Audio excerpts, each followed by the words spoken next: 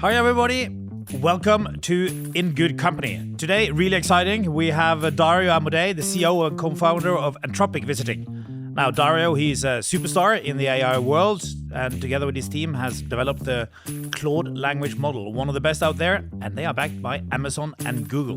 Now, you are a leading figure, Dario, on AI safety and ethics, and you even interrupted your holiday to come here and to talk to us. So big thanks for coming. Thank you for having me. Now, what are the latest breakthrough in AI? Yes. So a few things I could talk about. One is, I think the scaling trends of AI are continuing. So I think we're going to see over the next year, much bigger and more powerful models that are able to do greater tasks. In fact, by the time this podcast airs, a new model will be out from Anthropic that will probably be the most intelligent and powerful model in the world.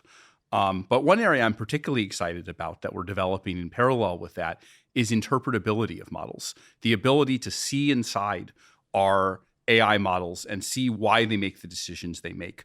That area has been mainly a research area for the last few years, and it's just at the beginning of starting to have practical applications. So that's one area I'm very excited about. Why is that so important? If you look at what AI models do today, often you won't understand why an AI model does what it does. I was just talking to someone at lunch. Let's say you want, consider your industry. Let's say you want an AI model to be trained on some data to be able to predict, what happened, with a particular set of financial data. One problem you have with training a model to work on that is that if you train it on data in the past, the model might have memorized it because it was trained on, it basically knows what happens. It knows the future in that case. Interpretability might allow you to tell the difference. Is the model deducing the answer to the question, or is it memorizing the answer to the question? Similarly, if a model acts in a way that, say, shows prejudice against a particular group or appears to do so, can we look at the reasoning of the model? Is it really being driven by prejudice? There are also a number of legal requirements, right? In the EU, there's a right to explanation.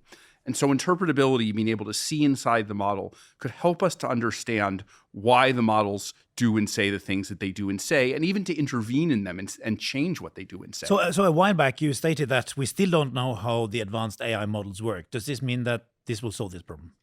I wouldn't say solve. I would say we're at the beginning.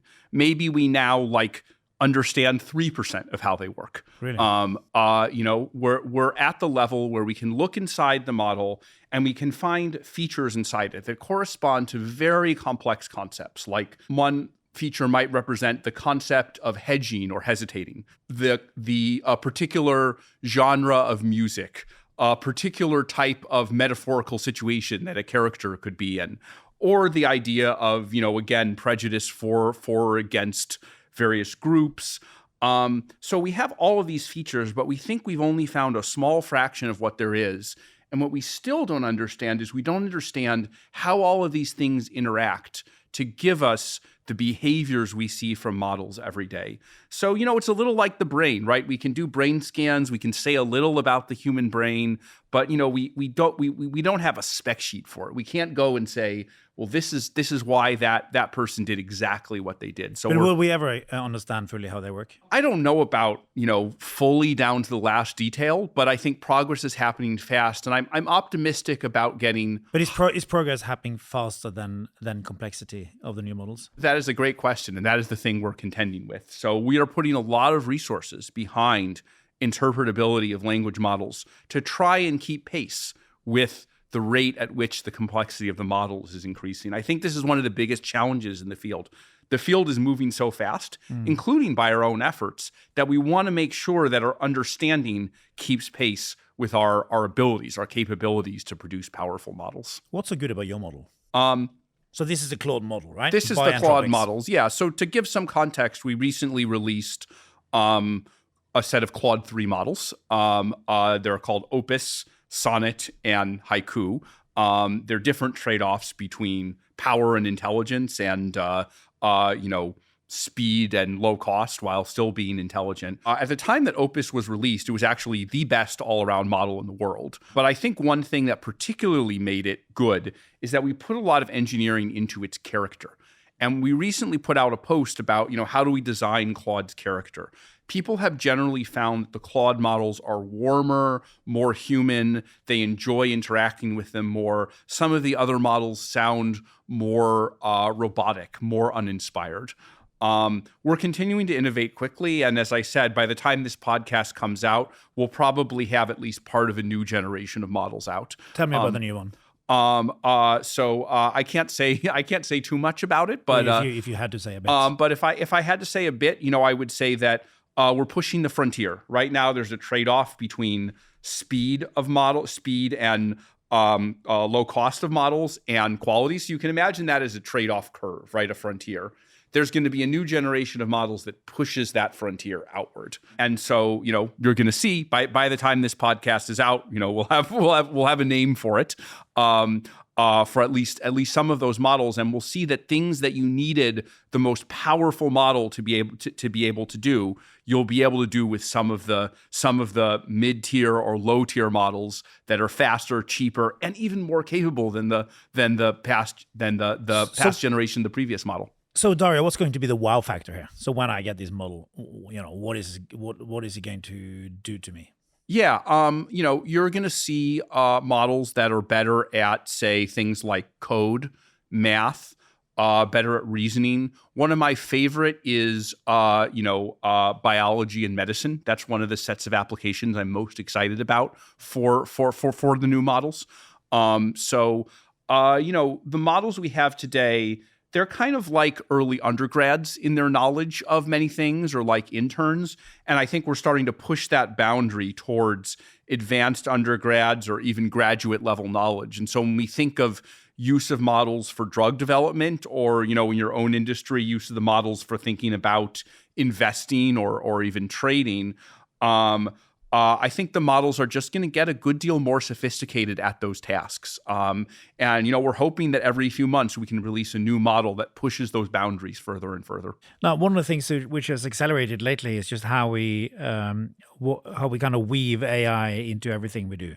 Yes. And, with recently the announcement from Apple and OpenAI, how do you look at this?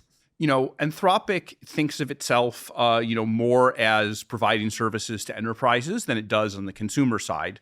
And so we're thinking a lot about how to integrate AI in work settings. So if you think about, today's models, today's chatbots, it's a bit like if I use them in an enterprise setting. It's like if I took some, random person on the street, but who was very smart, but who knew nothing about your company, and I brought them in and I asked them for advice. What I'd really like is someone that acts more like an AI model, that acts more like someone that's been, trained with knowledge of your company for many years. And so we're working on connecting our AI models to knowledge databases, having them cite work, having them be able to use internal enterprise tools, and really integrate with the enterprise as, sort of a virtual assistant to an employee. So that's one way I think about, really driving the integration. If you look at the long-term goal of Anthropic, what is the long-term goal?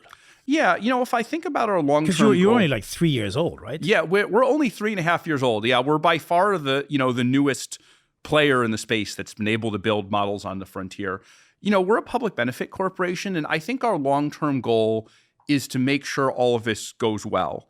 That's being done obviously through the vehicle of a company. But if you think about our long-term strategy, what we're really trying to do is create what we call a race to the top. So, race to the bottom is this well-known thing where everyone, fights to cut corners because the market competition is so intense. We think that there's a way to have the reverse effect, which is that if you're able to produce higher standards, innovate in ways that make the technology more ethical, then others will follow suit. They'll either be inspired by it, or they'll be kind of, bullied into it by their own employees or public sentiment, or ultimately the law will go in that direction. And so we're hoping to kind of provide an example of how to do AI right and pull the rest of the industry along with us. That's a lot of the work behind our interpretability work, behind our safety work, behind how we think about responsible scaling. We have something called a responsible scaling policy. So I think our overall goal is kind of to try and help the whole industry be better. So you kind of pitch yourself as a good guys. I mean, I wouldn't say anything that grandiose, right? It's more like I want to, I think more in terms of incentives and structures more than I think of good guys and bad guys. Yeah. I want to help change the incentives so that everyone can be the good guys. Do you think we will care which model we interact with, or are we going to have just like one agent who picks the model which is the best for, for that purpose? That was kind of what Bill Gates said when he was on the podcast. I think it really depends on the setting. A few points on this. One is I think we are increasingly going in the direction where models are good at different things. So, for example, I was just talking about Claude's character, right? Claude is more warm and friendly to interact with. For a lot of applications and use cases, that's very desirable. For other applications and use cases, a model which focuses on different things might be helpful. Some people are going in the direction of agents. Some people are going in the direction of models that are good as code. Claude, for example, is another thing it's good at is creative writing. And so I think we're going to have an ecosystem where people use different models for different purposes. Now, in practice, does that mean there's something that's choosing models for you? I think in some consumer contexts that will be the case. I think in other contexts, someone will say, oh yeah, no, the job I'm doing or the kind of person that I am, I want to use this particular model all the time. But what makes a warm model? I mean, how can you make a model friendly? Yeah. Is it more humoristic or more polite, or just like put in some red hearts in between, or? And we actually try and avoid too many emojis because it gets annoying. But I don't know, if you go on Twitter and see some of the comments when people interact with Claude, it just kind of, I don't know how to describe it. It just kind of sounds more like a human, right? I think a lot of these bots have certain tics, right? Like, models will, there are certain phrases. I apologize, but as an AI language model, I can't do X, Y, and Z, right? That's kind of like a common phrase. And we've helped the model to vary their thinking more, to sound more like a human, that kind of thing. When you launch new models, you got a pretty good predictions on how accurate it will be, right? It's a function of number of parameters and so on. Now, to get to AGI, how far out are we there? This is the general intelligence, so more intelligent. So than humans. I've said this a few times, but back in 10 years ago when all of this was kind of science fiction, I used to talk about AGI a lot. I now have a different perspective where I don't think of it as one point in time. I just think we're on this smooth exponential. The models are getting better and better over time. There's no one point where it's like, oh, the models weren't generally intelligent and now they are. I just think, like a human child learning and developing, they're getting better and better, smarter and smarter, more and more knowledgeable. And I don't think there will be any single point of note. But I think there's a phenomenon happening where over time, these models are getting better and better than even the best humans. I do think that if we continue to increase the scale, the amount of funding for the models, if it goes to, say, 10 billion. So now a model would cost what, 100 million? Right now, 100 million. There are models in training today that are more like 1 billion. Right. I think if we go to 10 or 100 billion, and I think that will happen in 2025, 2026, maybe 2027, and the algorithmic improvements continue apace, and the chip improvements continue apace, then I think there is, in my mind, a good chance that by that time we'll be able to get models that are better than most humans at most things. So 10 billion, you think a model will be next year? I think that the training of order $10 billion models, could start sometime in 2025. Not many people can participate in that race. No. And, of course, I think there's going to be a vibrant downstream ecosystem, and there's going to be an ecosystem for small models. You don't have that much money. I mean, we have of order that. We've raised, I believe it's a little over 8 billion to date. Right. So generally of order that, and of course, we're always interested in getting to the next level of scale. Now, this is of course also a function of the chips, and we just learned that NVIDIA is halving the time now between launches, right? So in the past, every other year, now it's more like every year. So what are the implications of this? Yeah, I think that is I can't speak for NVIDIA, but I think that is a natural consequence of the recognition that chips are going to be super important, right? and also facing competition. Google is building their own, chips, as we know.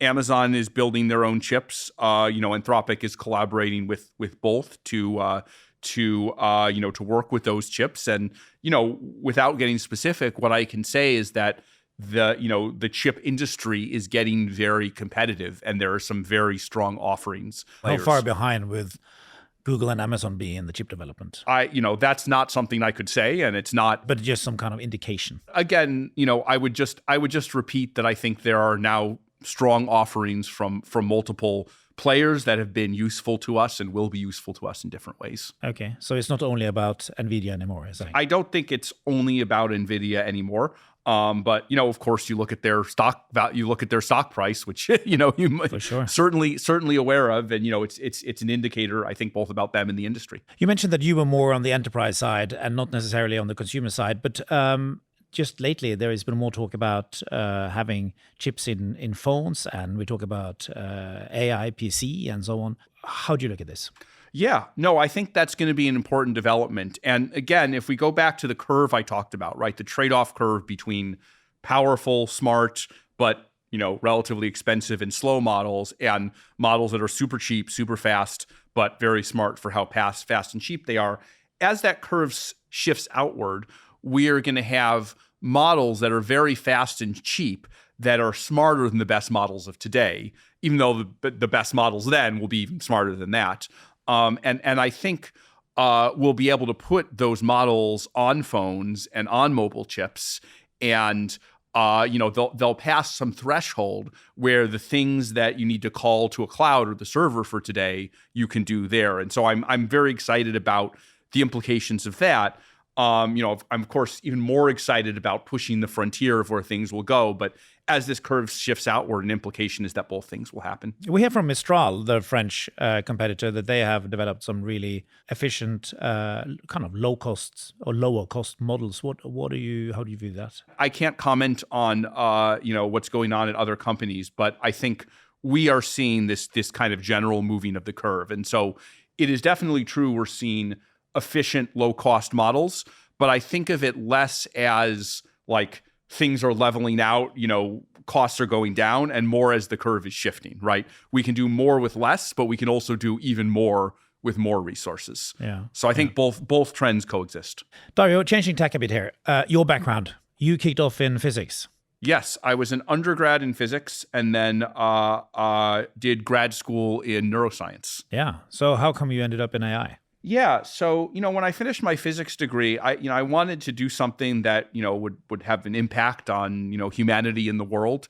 And I felt that, an important component of that would be understanding intelligence, that's one of the things that's obviously shaped our world. And that was back in the mid 2000s. And in those days, I wasn't particularly, to be honest, that excited about the AI of the day.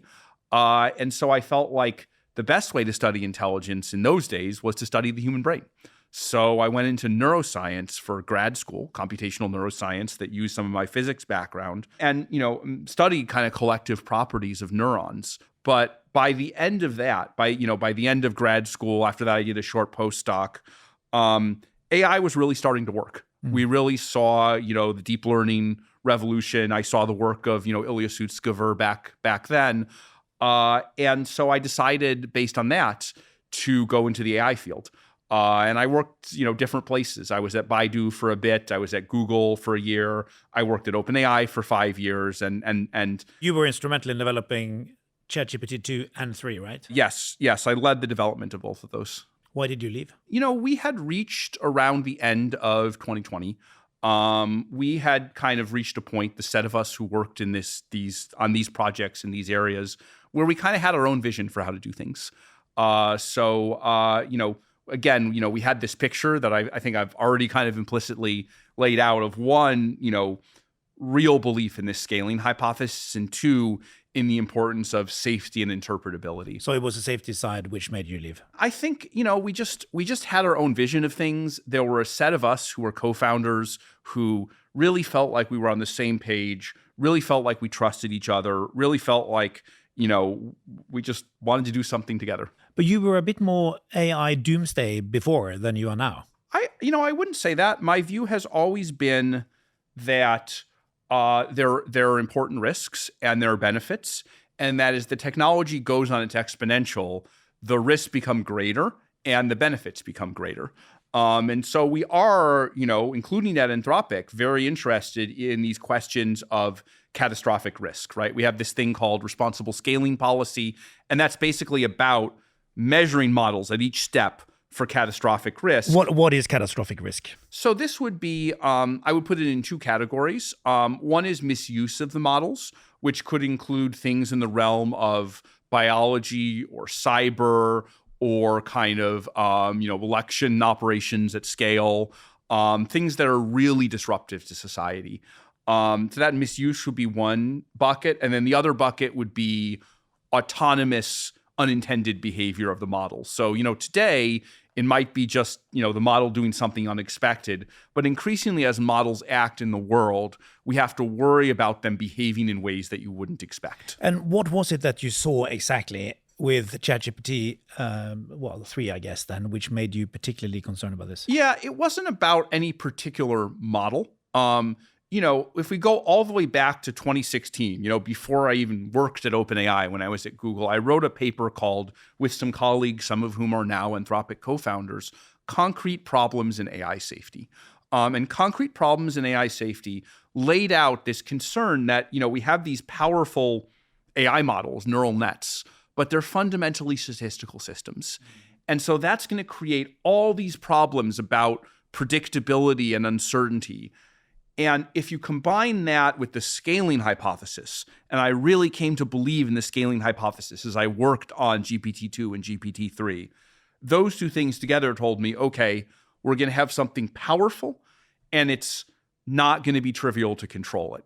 And so we put those two things together, and that makes me think, this is an important problem that we have to solve. How do you solve the two catastrophic risk problems in Anthropic? One of the biggest tools for this is our RSP, our responsible scaling policy.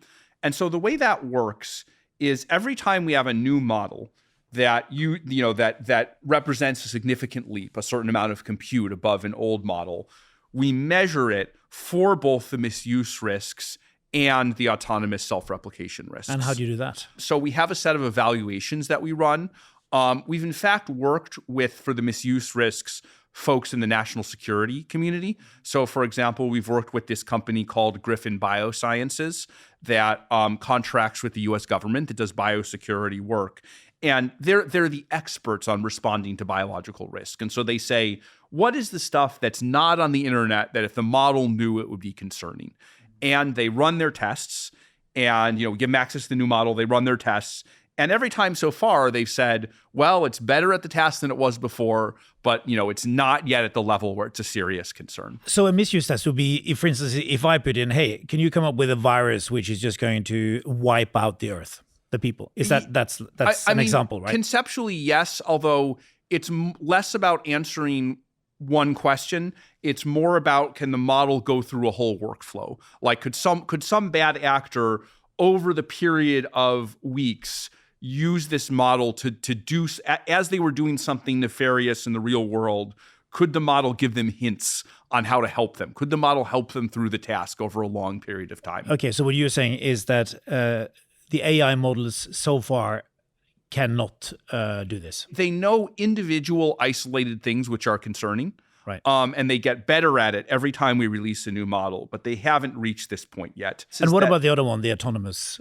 So how far are we away from that? We test the models there for things like ability to train their own models, ability to provision cloud compute accounts and, take actions on those accounts, ability to simultaneously, sign up for accounts and engage in financial transactions, just some of the measures of things that would kind of unbind the model and enable them to take actions. How far are we away from that, do you think? I think it's kind of the same story as with misuse. They're getting better and better at individual pieces of the task. There's a clear trend towards ability to do that, but we're not there yet. I again point to the 2025, 2026, maybe 2027 window, just as I think a lot of the extreme positive economic applications of AI are going to arrive sometime around then. I think some of the negative concerns may start to arise then as well. But, I'm not a crystal ball. 25, 26. Around that, I mean... What do you do then? Do you build in like a kill switch, or what do you... Yeah, well, I mean, there's a number of things. I think on the autonomous behavior, a lot of our work on interpretability, a lot of our work on, we haven't discussed constitutional AI, but that's another way we provide kind of values and principles for the AI system. On the autonomous risk, what we really want to do is understand what's going on inside the model and make sure that we design it and can iterate on it so that it doesn't do these dangerous things we don't want it to do. On misuse risk, again, it's more about putting safeguards into the model so that people can't ask it to do dangerous things, and we can monitor when people try to use it to do dangerous things. So generally speaking, I mean, there's been a lot of talk about this, but how can one regulate AI? Can companies self-regulate? One way I think about it is the RSP, the responsible scaling policy that I was describing, is maybe the beginning of a process, right? That represents voluntary self-regulation. And, I mentioned this concept of race to the top. Last September, we put in place our RSP. Since then, other companies like Google, OpenAI have put in place similar frameworks. They've given them different names, but they operate in roughly the same way. And now we've heard, Amazon, Microsoft, even Meta, reportedly, there's public reporting, are at least considering similar frameworks. And so I would like it if that process continues, right? Where we have some time for companies to experiment with different ways of voluntarily self-regulating. Some kind of consensus emerges from some mixture of public pressure, experimentation with what is unnecessary versus what is really needed. And then I would imagine the real way for things to go is once there's some consensus, once there's industry best practices, probably the role for legislation is to look in and say, hey, there's this thing that 80% of the companies are already doing. That's a consensus for how to make it safe. The job of legislation is just to force those 20% who aren't doing it, force that companies are telling the truth about what they're doing. I don't think regulation is good at coming up with a bunch of new concepts that people should follow. So how do you view the EU AI Act? The EU AI Act, I should say, first of all, and the California Safety Bill as well, right? Yeah. I should say the EU AI Act, it's still being the kind of details of it are still even though the act was passed, many details are still being worked out. So, I think a lot of this depends on the details. The California bill, I would say that it is very, it has some structures in it that are very much like kind of the RSP.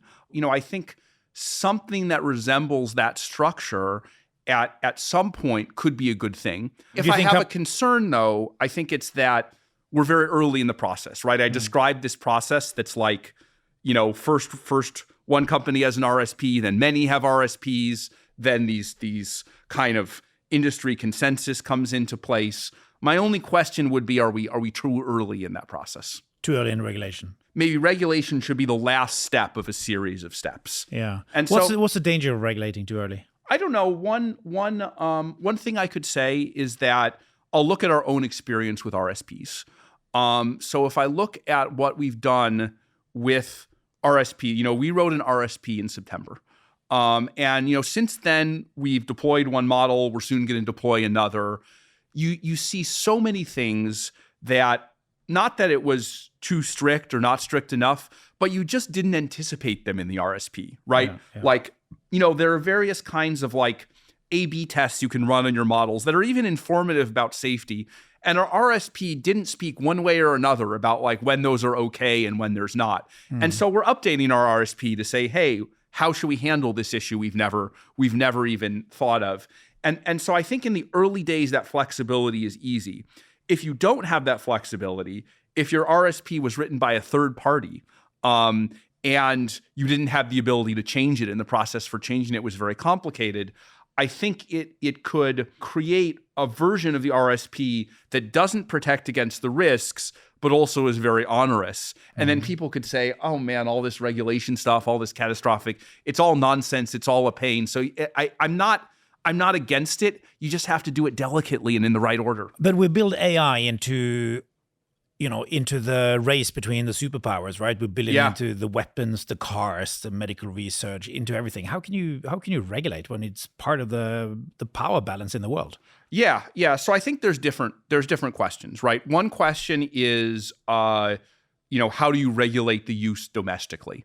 And there I think there's a history of it, right? I think an analogy I would make is like, I don't know, the way cars and airplanes are regulated, right? I think that's been a reasonable story. I don't know that much about Europe, but like in the US, I think that's been a reasonable story. Everyone understands there's huge economic value.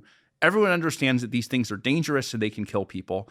And, everyone understands, yes, you have to do this kind of basic safety testing. And, that's evolved over years. I think that's generally, gone reasonably well. It hasn't been perfect. So I think for domestic regulation, that's what we should aim to. Things are moving fast, but we should try to go through all the steps to get there. From an international point of view, I mean, I think that's a completely different question. That's less about regulation and more about there's an international race to the bottom, and how do you handle that race to the bottom? I mean, I think it's an inherently difficult question because on one hand, we don't want to, we don't want to just recklessly build as fast as we can, particularly on the weapons side. On the other side, I think looking, as a citizen of the U.S., here I am in Norway, another democracy. I'm very worried about if autocratic regimes were to lead in this technology. I think that's very, very dangerous. How far behind are they now? Or are they behind? It's hard to say. I would say that with some of the restrictions that have been put in place, on, for example, shipment of chips and equipment to Russia and China.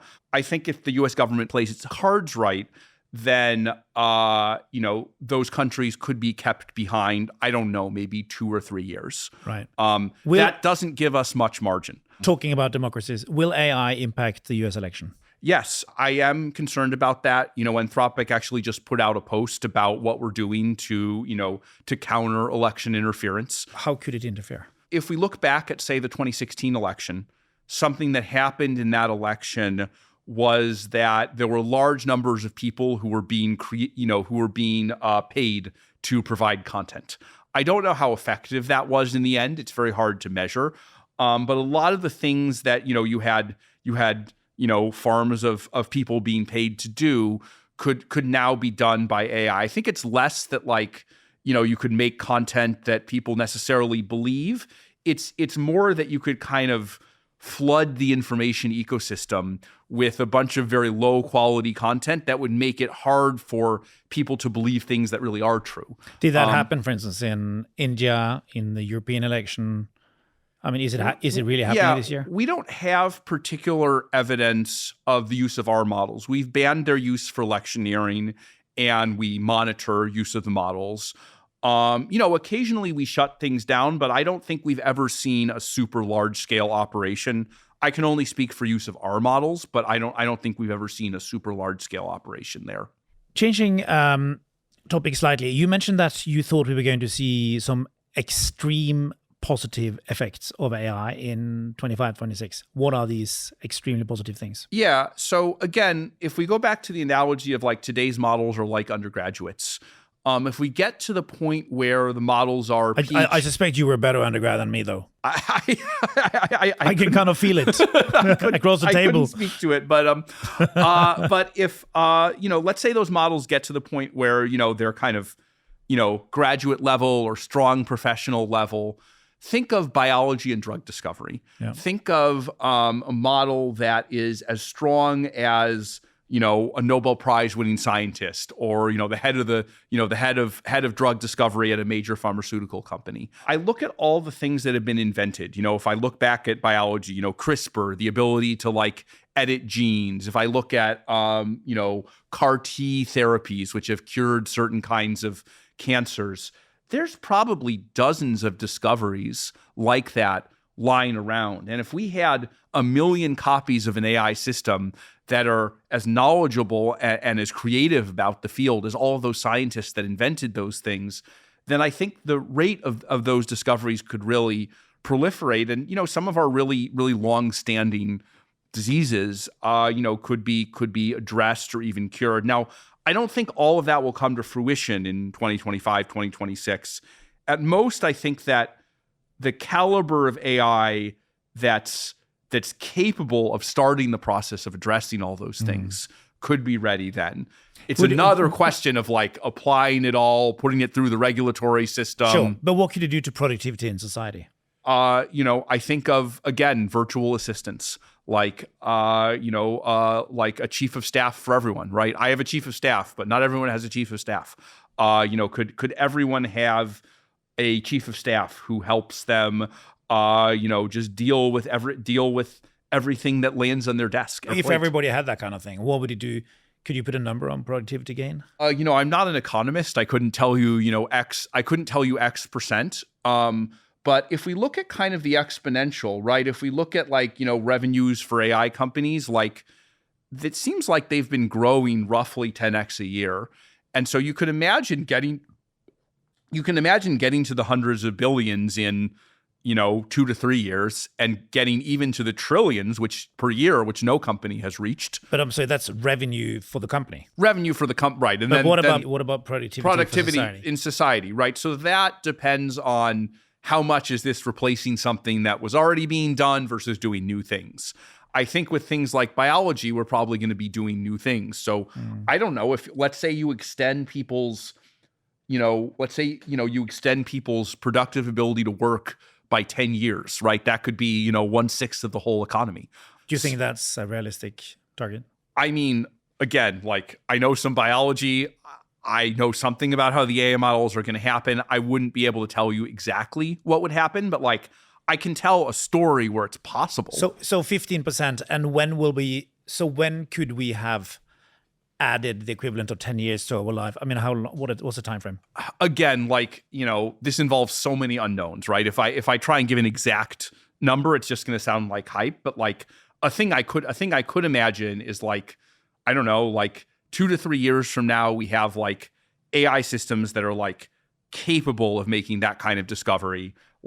5 years from now, those discoveries are actually being made, and 5 years after that, it's all gone through the regulatory apparatus and really has. So we're talking about a little over a decade. But really, I'm just pulling things out of my hat here. I don't know that much about drug discovery. I don't know that much about biology, and frankly, although I invented AI scaling, I don't know that much about that either. I can't predict it.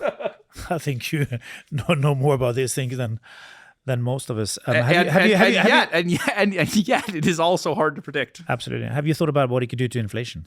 Yeah. So again, I'm not an economist. If we look at inflation, I mean, again, using my limited economic reasoning, I think if we had very large real productivity gains, that would tend to be deflationary rather than inflationary, right? Absolutely. You'd be able to do more with less. The dollar would go further. So directionally, at least, that suggests disinflation. But totally. But what kind of magnitude? What kind of magnitude? I mean, that you are more the expert on than I am. Maybe I should ask you to predict that. How do you work with the hyperscalers, some of your shareholders, like Google and Amazon? Yeah. So I think. So just get it straight. These are called hyperscalers because why? I actually don't know the reason for the name, but they're hypercap companies in terms of their valuation, but also they make very large. Very large AI data centers. Okay. I assume it refers to the second one, but absolutely. How do you work with them? I would say that the relationship with these companies makes sense in the sense that we have complementary inputs, right? That they provide the chips in the cloud, and then we provide the model, and then that model is something that again can be sold to customers on the cloud. So there's kind of a layered cake where we provide some layers and they provide the other layers. So these partnerships make sense on multiple grounds. At the same time, we've always been very careful, right? We have our own kind of values as a company, our own way of doing things. And so we try to stay as independent as possible. And one of the things we've done is, of course, we have relationships with multiple of these cloud providers, right? We work with both Google and Amazon. And that has allowed us some flexibility in our ability to make sure that there isn't too much exclusivity, and that we're kind of free to deploy our models on multiple surfaces. The fact that these companies are becoming so incredibly powerful, what kind of systemic risk does that pose? I would say that, and this is maybe broader than AI, it maybe relates to just kind of the era that we're living in. There are certain eras in history where, there's a powerful technology, or there's an economic force that kind of tends to concentrate resources. I think, probably the same thing happened in the 19th century. And so I think it actually is important to make sure that the benefits are shared by all. So one thing that's often on my mind is there's been, for example, very little penetration of AI and language models in some parts of the developing world, right? In like sub-Saharan Africa. And so how do we bring these models to those areas? How do we even help with challenges in those areas like health or education? So I definitely agree. We're living in an era of more concentrated wealth, and that's an area of concern, an area that we should do what we can to find countervailing forces. What's the risk in that these companies are now becoming more powerful than countries and governments? Yeah, I mean, this is kind of what I said in terms of regulation. Like, I think that AI is a very powerful technology, and our governments, our democratic governments, do need to step in and set some basic rules of the road, right? It needs to be done in the right order. It can't be stifling, but I think it does need to be done because as you said, like, we're getting to a point where the amount of concentration of power can be greater than that of national economy, national governments. And, we don't want that to happen. At the end of the day, all the people of the country and all entities, including companies that work in it, they ultimately have to be accountable to democratic processes, right? There's no other way. Will AI increase or decrease the difference between rich and poor countries? That, I think, depends on what we choose to do with it. The way you look at the path forward just now. I would say that we are looking for ways for it not to make... Sure, but is that happening? It's too early to say with how the technology is being deployed.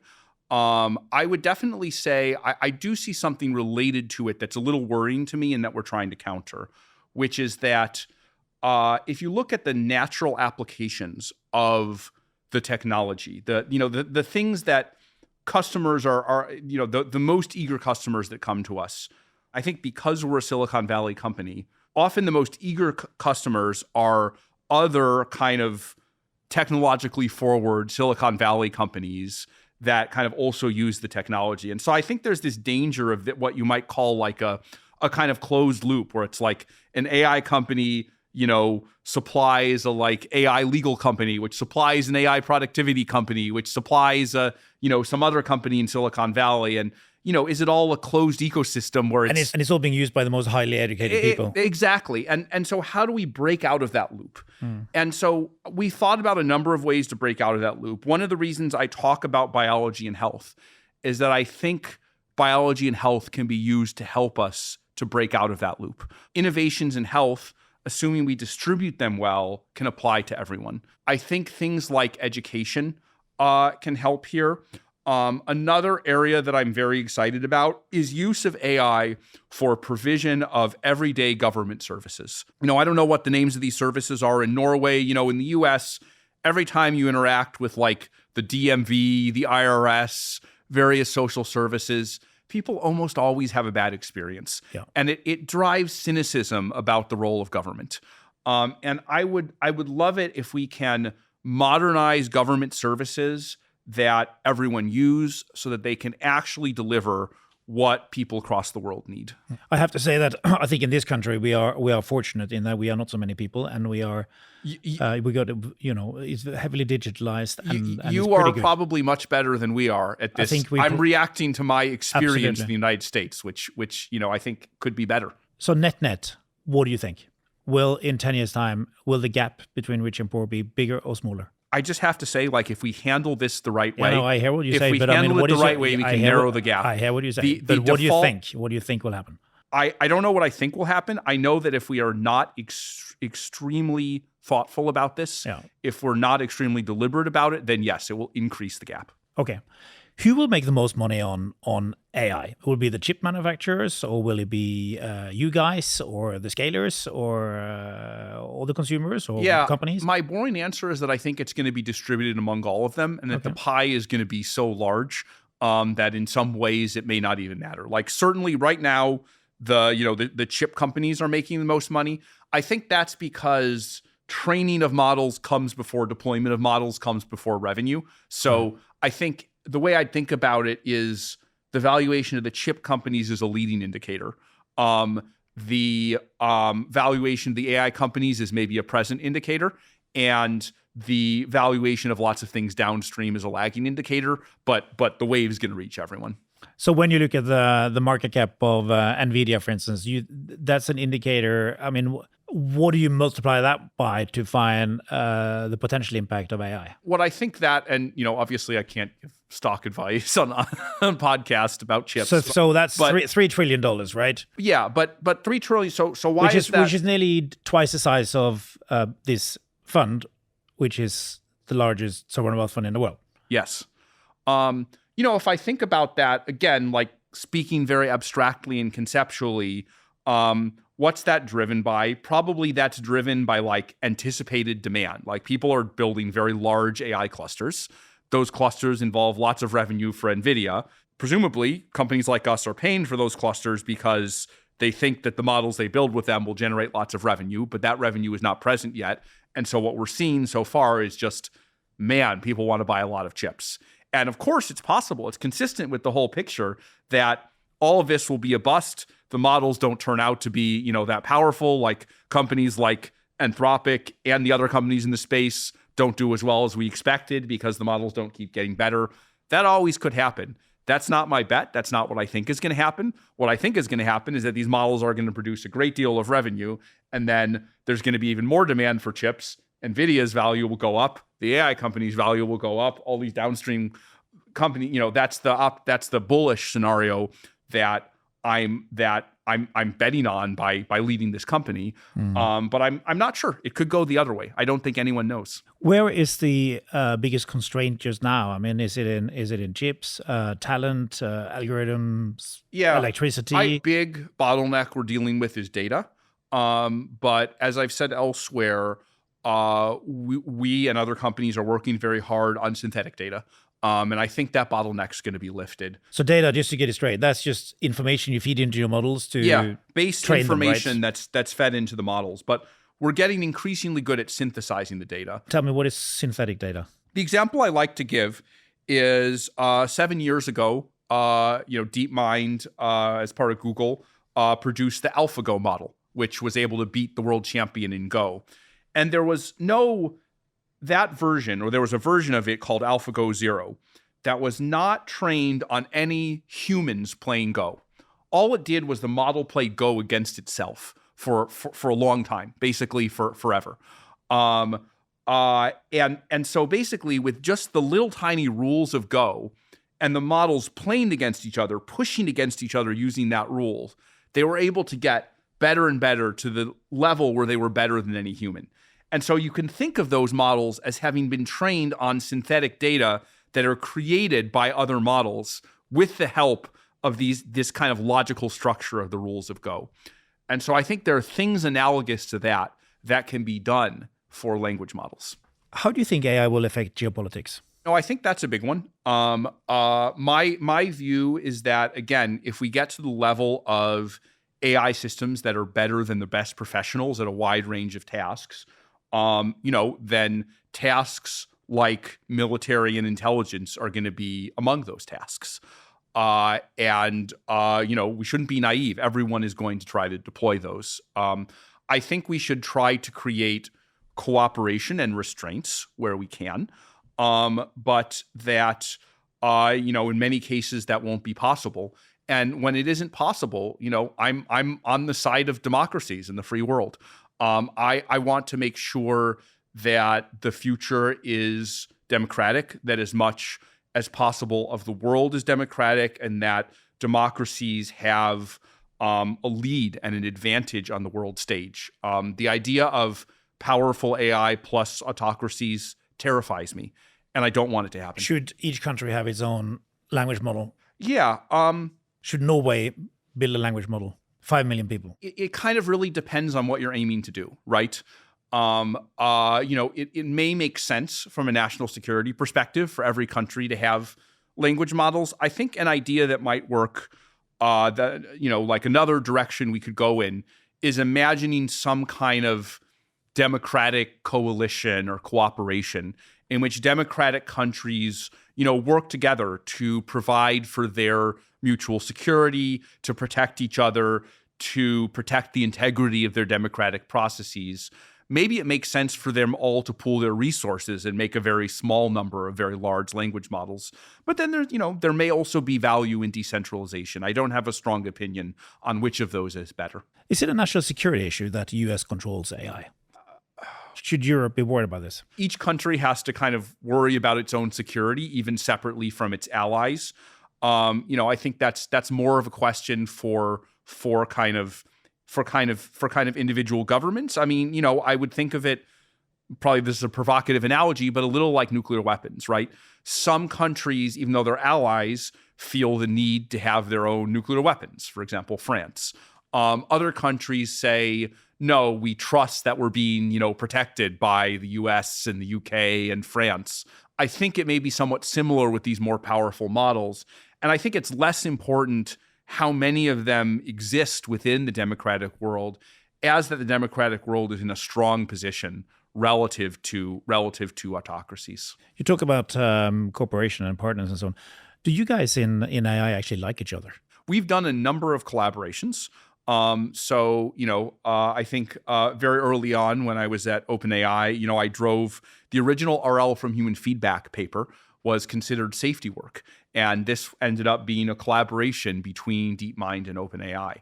And we've worked together, in organizations like the Frontier Model Forum to collaborate with each other.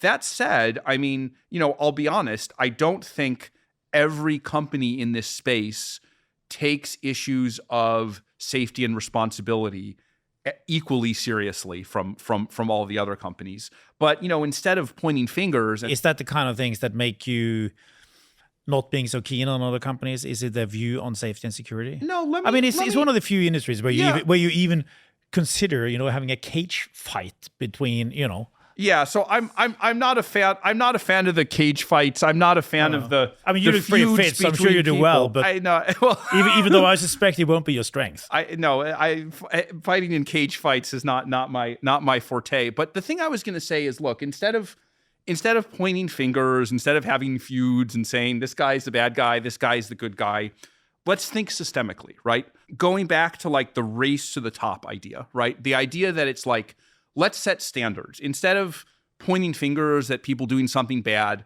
let's do something good.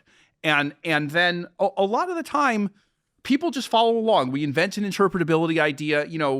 Just a few weeks ago, we put out, I was talking about it a few minutes ago, this innovation in interpretability, being able to see inside the model. Yeah. A few weeks later, we got similar things from OpenAI. We've seen internally other companies increase their prioritization on it. So a lot of the time, you can just do something good and you can inspire others to do something good. Now, if you've done a lot of that, if you've set these standards, if they're industry standards, and then there's someone who's not complying with them, there's something that's really wrong, then you can talk about pointing fingers. Let's spend a few minutes talking about culture.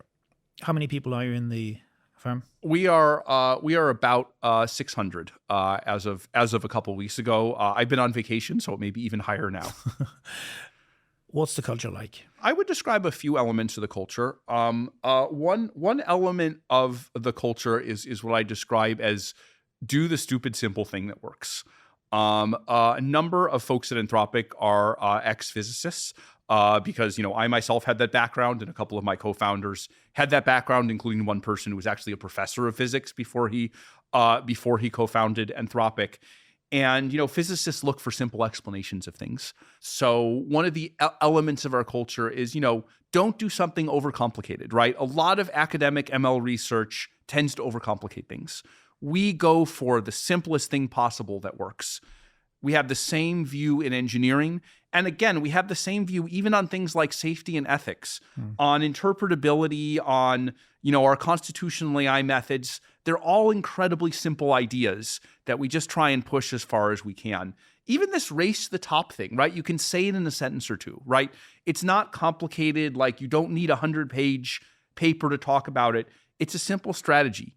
Do good things and try and encourage others to follow. When you hire 600 people in 3 years, how can you be confident that they are good? I think, candidly, one challenge of the AI industry, right, is how fast everything moves. So, in a normal startup, things, might grow 1.5x or 2x a year. We recognize that in this field, things move so fast that faster growth is required in order to meet the needs of the market. And that ends up entailing faster growth than usual. I was actually worried about this at the beginning of the company. I said, oh my God, we have this dilemma. How do we deal with it? I have generally been positively surprised at how well we've been able to handle it so far, right? How good we've been able to scale hiring processes, how much I feel everyone is both technically talented, knowledgeable, and just generally kind and compassionate people, which I think are equally important as hiring technically talented So what do you people. look for? So here I'm sitting, you are interviewing me now for a position. What do you look for? Yeah, I mean, again, we look for willingness to do the simple thing that works. We look for talent. It generally, we don't necessarily look at years of experience in the AI field. Like, a number of folks we hire are physicists or other natural scientists who, have maybe only been doing AI for a month or so, right? Have only been doing a project on their own. And so we look for ability to learn. We look for curiosity, ability to quickly get to the heart of the matter. And then in terms of values, we just look for thinking in terms of the public benefit, right? Like, it's less that we have particular opinions on what the right policies for Anthropic is or what the right things to do in the world. It's more we want to carry a spirit as we scale the company, and it gets increasingly hard as the company gets bigger and bigger, because how do you find all these people?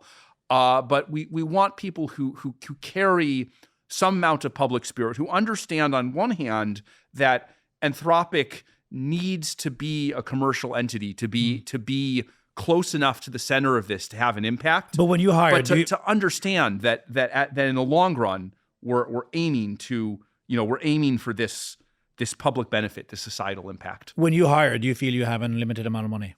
I think compute is almost all of our expenses. I won't give an exact number, but I think can be publicly backed out that it's more than 80%. So salaries doesn't matter really. Yeah, in terms of paying people, we think more about what is fair, right? We want to do something that's fair, that meets the market, that treats people well. It's less of a consideration of like, how much money are we spending, because compute is the biggest expenditure. It's more, how can we create a place where everyone feels they're treated fairly and people who do equal work get equal pay. Now, you work with all these brilliant minds and kind of geniuses and perhaps even some prima donnas. What's the best way to manage them or lead them? Yeah, I think... I guess they can't be managed, you need to lead, right? One of the most important principles is just the thing you said, which is letting creativity happen. If things are too top-down, then it's hard for people to be fully creative. If you look at a lot of the big innovations in the ML field over the last 10 years, like the invention of the transformer, no one at Google kind of ordered, here's the project, here's what we're trying to produce. It was just kind of, it was a decentralized effort. At the same time, you have to make a product and everyone has to work together to make a single thing. And I think that creative tension between we need new ideas, but we need everyone to kind of contribute to one thing, I think that creative tension is where the magic is. Finding the right combination so that you can get the best of both worlds. You run this company together with your sister, right? Yes. How is that? We both worked at OpenAI, and then we both founded Anthropic together. It's really great. So, the real division of labor is, she does most of the things you would describe as running the company day to day, managing people, figuring out the structure of the company, making sure we have, a CFO, a chief product officer, making sure comp is set up in a reasonable way, making sure the culture is good. I think more in terms of kind of ideas and strategy. Every couple weeks, I'll give a talk to the company, basically a vision talk, where I say, here's some things we're thinking about strategically. These aren't decisions. This is kind of a picture of what leadership is thinking about. What do we think is going to be big in the next year? Where do we think things are going, both on the commercial side, the research side, the public benefit side? Is she younger or older than you? She is 4 years younger than me. Is she cleverer than you? We are both extremely skilled in different ways. What did your parents do? So my father is deceased. He was previously a craftsman. My mother's retired. She was a project manager for public libraries. How were you raised?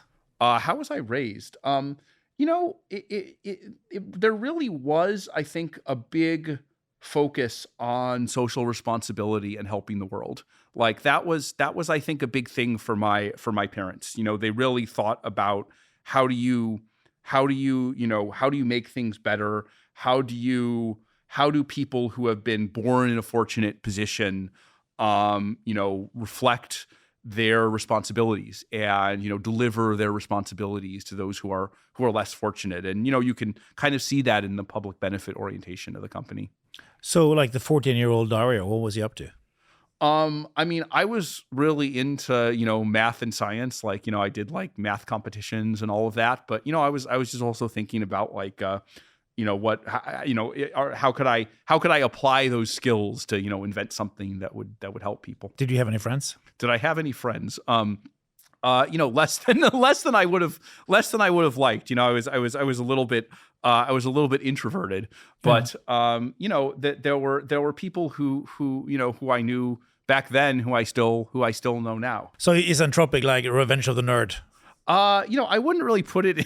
And I think that's a good thing. I love that kind of stuff. Yeah, okay? I wouldn't really put it in those terms, if only because I'm kind of reluctant to like set different groups against off each other. Like different kinds of people are good at different things. Like we have a whole sales team. Like they're good at a whole different set of things than I am. Like, of course I'm the CEO, so I have to learn how to do some sales as well. But they're just very different skills. And one of the things you think about, you realize in a company is that different kinds of people with very different kind of skills, just, like you recognize the value of a very wide range of skills, including ones that that you have no ability in yourself. Absolutely. Right.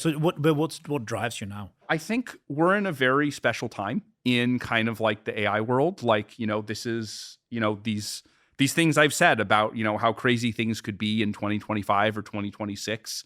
I think it's important to get that right. And, running Anthropic, that's only one small piece of that, right? There are other companies, some of them are bigger or better known than we are. And so on one hand, we have only one small part to play, but I think given the importance of what's happening for the economy, for humanity, I think we have an important opportunity to, make sure that these things go well. There's a lot of variance in how things could go. And I think we have the ability to affect that. Of course, day to day, we have to grow the business. We have to hire people. We have to sell products. And, I think that's important. And it's important to do that well so that the company is relevant. But I think in the long run, the thing that drives me, or that at least I hope drives me, is the desire to capture some of that variance and push things in a good direction. How do you relax? How do I relax? So, I'm in Norway now. Yeah, but this is not relaxing. This is not relaxing, but I came here from my vacation in Italy. So, every year I take a few weeks. I take a few weeks off to kind of relax and think about the deeper concepts. I go swimming every day. Actually, me and my sister still play video games. We used to do this since high school, and now I'm over 40, and she's like, What kind of games do you play? Well, we recently got the new Final Fantasy game. So we played Final Fantasy in high school. It was like a game made in the 90s, and they recently made a remake of it. And so we recently started playing like the new version with all the like fancy graphics from 20 years of progress in actually GPUs. And we were ourselves noticing it was like, wow, this is like we used to do this when we were in high school. Now we're like running this company. Well, I'm glad to hear that some people never grow up. I don't think we've grown in certain ways. I don't think we've grown up. Hopefully, we have in others. Talking of which, we always finish off these podcasts with a question: what kind of advice do you have to young people? Gain familiarity with these new AI technologies. I'm not going to offer some kind of bromide about, I know exactly which jobs are going to, be big and which aren't. I think we don't know that. And also, we don't know that AI won't touch every area. But I think it's safe to say that there's going to be a role for humans in kind of using these technologies and working alongside them, at the very least understanding them and the public debate that's going to come from them.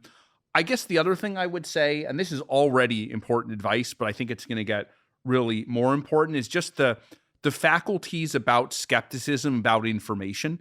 As AI generates more and more information and content, being discerning about that information is going to become more and more important and more necessary. I hope that we'll have AI systems that help us sift through everything, that help us understand the world so that we're kind of less vulnerable to these kind of attacks. But at the end of the day, it has to come from you. You have to have some basic desire, some basic curiosity, some basic discernment, and so I think developing those is important. Well, that's really great advice.